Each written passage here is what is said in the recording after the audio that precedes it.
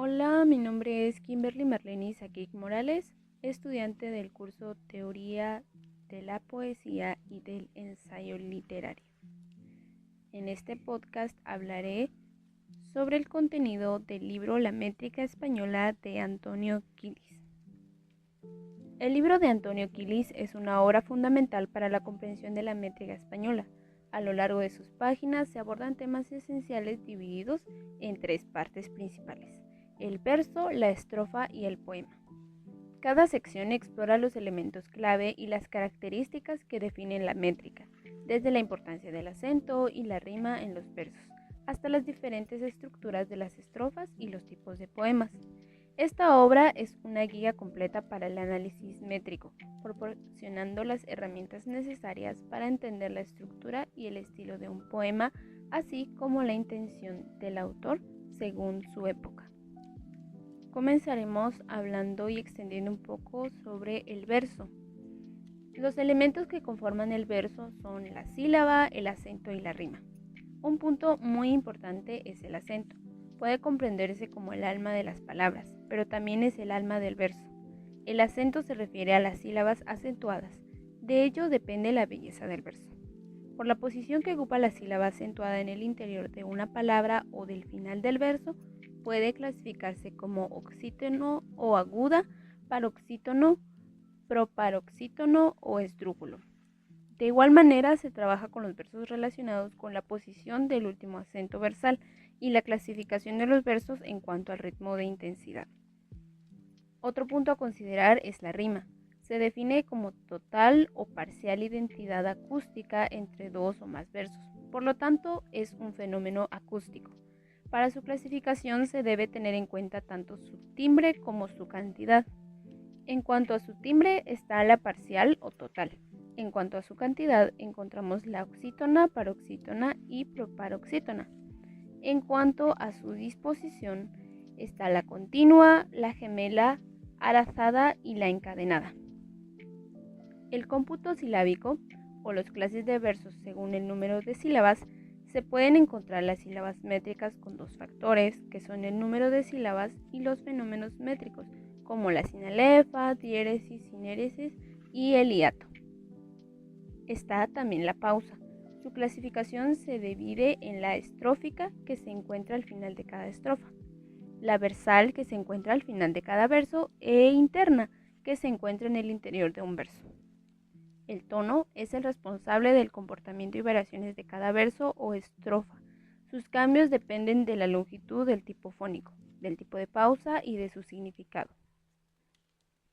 Y el encabalgamiento es un desajuste que se produce entre el metro y la sintaxis y produce un efecto anormal en la estructura estrófica. Así como importante es el verso, está también la estrofa. Entenderemos como estrofa el grupo de versos en función de una unidad superior a ellas mismas. Las propiedades de la estrofa contienen una serie de condiciones, entre ellas que debe tener un axis rítmico, un número determinado de rimas, una estructura sintáctica determinada, un sistema estructurado de versos, el acento y cantidad de verso y la inflexión del tono y la rima o reiteración del timbre. También se puede dividir en cuanto al tipo de verso que lo conforma. Están las estrofas isométricas, que es cuando todos los versos que integran la estrofa tienen el mismo número de sílabas métricas, y las estrofas heterométricas, que están constituidas por dos o más versos de distinto número de sílabas métricas. En cuanto a formas estróficas, se refiere al número de versos que conforman las estrofas.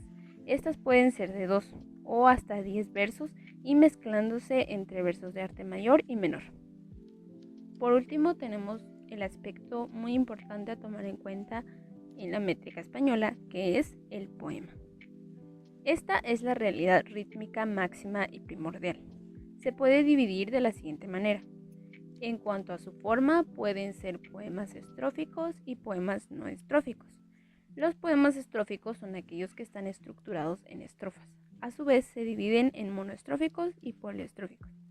Está el villancico, el tegel, la glosa, la sextina, que gracias a Petrarca llegó a ser una de las formas más características de la lírica italiana. El soneto, la canción y el madrigal. Los poemas no estróficos son los que no están estructurados en estrofas, por ejemplo, la silva o el romance, que es una serie ilimitada de octosílabos. Solo los pares tienen rima asonante. Se desarrolla en épocas como el barroco, el romanticismo, el modernismo y la generación del 27. Los poemas de versos sueltos tienen la ausencia de rima entre sus versos.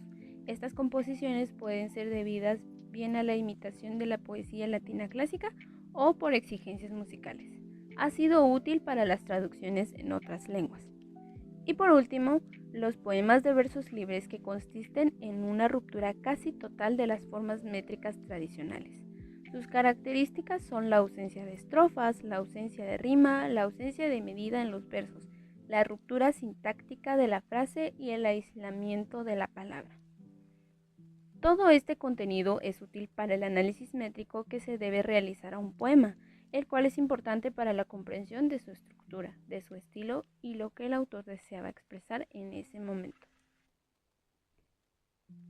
En resumen, la obra de Antonio Quilis ofrece una visión completa y detallada de los elementos que constituyen la métrica española, desde la importancia del acento y la rima en el verso hasta la estructura y características de las estrofas y los diferentes tipos de poemas. Este libro es una herramienta invaluable para aquellos que buscan comprender y analizar la métrica de los poemas, permitiendo una apreciación más profunda del estilo y la intención del autor. Es una guía imprescindible para el estudio de la métrica española.